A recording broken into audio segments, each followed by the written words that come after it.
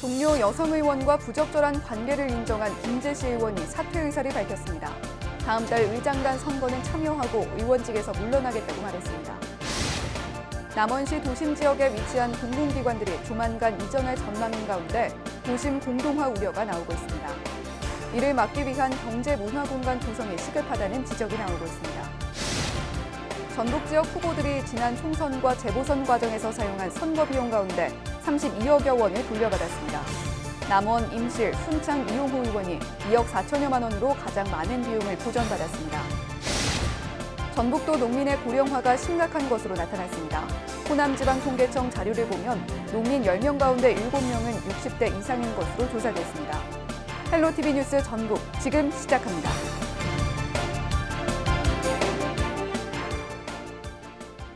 여러분 안녕하십니까? 헬로티비 뉴스 전북입니다.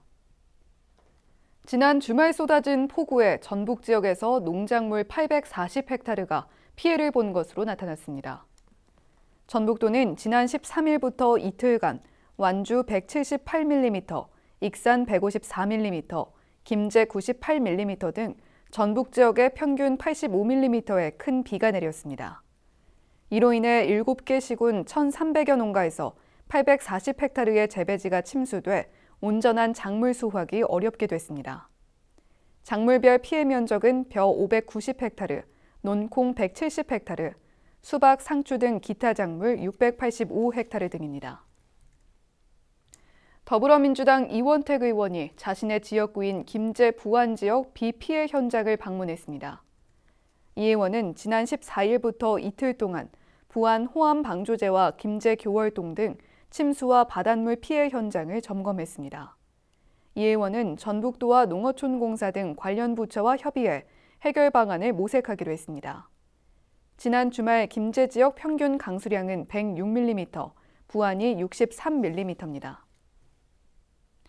남원시 도심 지역에 위치한 공공기관들이 조만간 이전할 전망인 가운데 도심 공동화 우려가 제기되고 있습니다. 도심 공동화 현상을 막기 위한 경제 문화 공간 조성이 시급하다는 지적이 나옵니다. 김남호 기자가 보도합니다. 남원시 동충동에 위치한 전주지방법원 남원지원과 검찰청 남원지청 모습입니다. 남원 시내 지역에 위치한 두 공공시설은 오는 2022년 남원 구암지구 조성 완료와 함께 이전이 추진될 예정입니다. 이에 따라 남원 지역에서는 공공기관 이전 후 도심 공동화 현상이 우려되고 있습니다. 법원 부지가 이전할 곳은 이제 저희 지역의 구암지구라는 곳에 이전을 하게 되는데 기존에 있는 이제 법원 부지에 대한 활용 계획이 저희 남원시가 지금 아직 되어 있지 않기 때문에 법원 가족들의 어떤 힐링지로서 연수원이나 캠프지 그런 용도로 사용하는 것도 좋겠다라. 남원시는 당초 전북 지역 연구기관들의 용역 결과에 따라 청년 창업몰 등을 고려했습니다. 하지만 청년몰 사업이 이미 지역 내 다른 곳에서 추진되고 있어 새로운 방안을 마련한다는 계획입니다. 지금 현재 법원검찰청이 구암지구로 이전 계획을 하고 있습니다. 2022년도에 완료될 계획인데요. 그 이전에 구 도심권이 공동화되지 않도록 다양한 사업들을 검토해서 시민들의 우려가 불식될 수 있도록 노력하겠습니다. 법원과 검찰지청이 구암지구로 이전할 경우 현 부지 인근 지역의 상권 붕괴와 슬럼화 현상을 우려하고 있는 남원 시민들, 기존 공공건물 이전 후 뚜렷한 활용 방안을 찾지 못하고 있는 경남 진주와 전주 지역과 같은 전철을 밟지 않기를 바라고 있습니다. 헬로티비 뉴스 김나호입니다. 전북도 농민 10명 가운데 7명은 60대 이상의 고령인 것으로 나타났습니다. 호남지방통계청이 발표한 2019년 전북 농업 현황에 따르면 60대 이상 농가를 운영하는 경영주 비율은 76.8%로 이 가운데 70대 이상은 47%에 달했습니다. 특히 농민 가운데 65세 이상 고령 인구 비율은 전북도가 48%로 지난해에 비해 1.6%포인트 증가했습니다. 반면 40대 미만의 젊은 농가는 0.8%에 그치는 것으로 나타났습니다. 전북 선관위가 지난 총선과 재보선 과정에서 후보들이 사용한 비용 가운데 32억여 원을 돌려줬습니다. 전북도에서 가장 많은 선거 비용을 보전받은 후보는 남원, 임실, 순창 국회의원에 당선된 이용호 의원으로 선거 비용 2억 5천여만 원 가운데 2억 4천여만 원을 받았습니다. 반면 보전액이 가장 적은 후보는 전주 을에 당선된 이상직 의원으로 당초 1억 2천여만 원을 신고했지만 절반 정도만 인정받아 6,200여만 원을 돌려받았습니다. 공직선거법에 따라 후보자가 당선되거나 유효 투표 총수의 15% 이상 득표한 경우 지출한 선거 비용의 전액을 유효 투표 총수의 10% 이상, 15% 미만 득표의 경우 50%를 보전하게 됩니다. 동료 여성 의원과 부적절한 관계를 인정한 김재시 의원이 사퇴 의사를 밝혔습니다. 그런데 지역 구민에게 너무 죄송하고 낯을 들 수 없는 처지라면서도 다음 달 의장단 선거는 참여하고 나서 물러나겠다고 합니다. 이유가 뭘까요? 정명기 기자입니다. 지난 2월 올해 첫 임시회가 열린 김재시 의회 본회의장입니다. 남자 의원석 가운데 한 자리가 비어 있습니다. 코로나19로 김재시 추가 재정 대책을 처리하기 위한 회의장. 이번엔 여성 의원 한 명이 나타나지를 않습니다. 번갈아가며 결석한 두 남녀 의원의 부적절한 관계를 실토한 건 사건 당사자인 남자 의원 A씨입니다. 인간을 떠도는 소문이 사실이다 아니다라는 것을 말씀드립니다. 사실입니다. 인정합니다. 사실이고 저는 이 사실의 도의적인 책임으로 원직을 사퇴하고자 합니다. 동료인 여성 의원과 부적절한 관계가 들통난 건 지난해 12월 25일이었다고 기억합니다. 그 뒤로 여성 의원 남편에게 6차례에 걸쳐 폭행을 당하며 사퇴 압박을 받아왔다고 덧붙였습니다. 여성 의원이 입장을 바꾸어 자신을 스토커로 몰았다며 마귀라고 부르기도 합니다. 얘기할 정도의 구애 편지를 해놓고 나중에 이 사건이 불거지고 난 이후에는 저를 스토커로 봅니다. 그 사람을 일방적으로 좋아서 집착해서 쫓아다니고 있다. 그러면서 매를 도망쳤어요.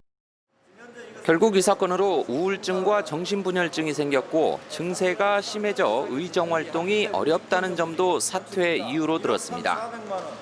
그런데 A 의원은 황당하게도 다음 달 1일 열리는 후반기 의장단 선거에 참여한 뒤 그만두겠다고 말합니다. 구태여 사퇴를 늦추는 이유는 뭘까? 마디를 마주치려는 게 아니고 나는 내가 생각하는 분을 다시 의장으로 지도를 해야 그래야 김재시 의원이 똑바로 할 수 있겠다.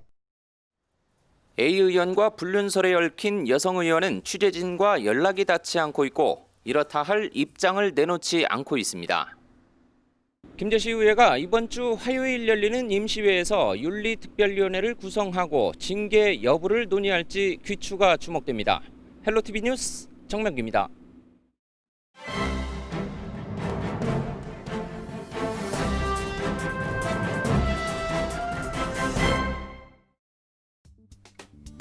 신문브리핑 먼저 전북일보 기사입니다. 정부가 코로나19 팬데믹 이후 세계적으로 주목받은 K-방역 모델을 국제표준으로 만들기 위한 로드맵을 내놓은 가운데 전북 지역이 K-방역 산업의 중심지로 성장할 수 있는 가능성이 충분한 것으로 나타났습니다. 전북의 경우 현재 설립이 추진 중인 익산 감염병 연구소와 남원 공공의료대학을 기반으로 K-방역 산업의 전진기지 역할이 가능하기 때문입니다. 감염병 연구소는 감염병 진단 기법은 물론 역학 추적 시스템을 연구함으로써 이를 다시 자가진단 격리관리 앱 개발과 연계시킬 수 있습니다. 또 정부에 따르면 남원 공공의료대학은 바이오 산업 생태계 혁신을 위한 바이오 인재 양성 프로젝트와 연계됩니다. 실제 정부는 폐교된 남원 서남대학교 의과대학 정원 49명을 활용해 일반 임상의사가 아닌 바이오 연구 분야에 특화된 의사과학자로 육성하는 것을 중점 과제로 제시했습니다. 전북과도 밀접한 관계를 맺고 있는 이스라엘의 요즈마 그룹도 K-방역 관련 산업에 적극적인 투자 의향을 밝힌 것도 호재로 작용할 것이란 관측입니다. 다음은 전북 도민일보 기사입니다. 여름방학을 앞두고 도내에서는 아르바이트 구직자들이 크게 증가할 것으로 보여 알바 구직난이 더욱 심화될 것으로 예상되고 있습니다. 정부와 지자체가 재난지원금 지급 등 각종 경기 부양책을 내놨지만 재난지원금 이후를 쉽사리 장담할 수 없는 고용주 입장에서 섣불리 구인에 나설 수 없기 때문입니다. 이 같은 상황은 최근 호남지방통계청이 발표한 고용동향이 뒷받침하고 있습니다. 지난 5월 전북 지역 고용동향 중 아르바이트생 등 임시근로자의 감소세는 뚜렷하게 나타났습니다. 임시근로자는 전년 동월 대비 14만 2천 명이, 일용직 근로자 역시 전년 동월 대비 5만 1천 명이 줄었습니다. 지금까지 신문브리핑이었습니다.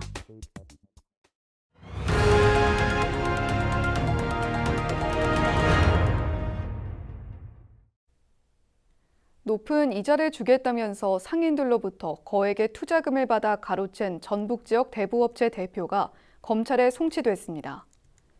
전북지방경찰청 지능범죄수사대는 사기와 유사수신 행위의 규제에 관한 법률 위반 혐의로 전북 지역 대부업체 대표 47살 A씨를 구속해 기소 의견으로 검찰에 송치했다고 밝혔습니다.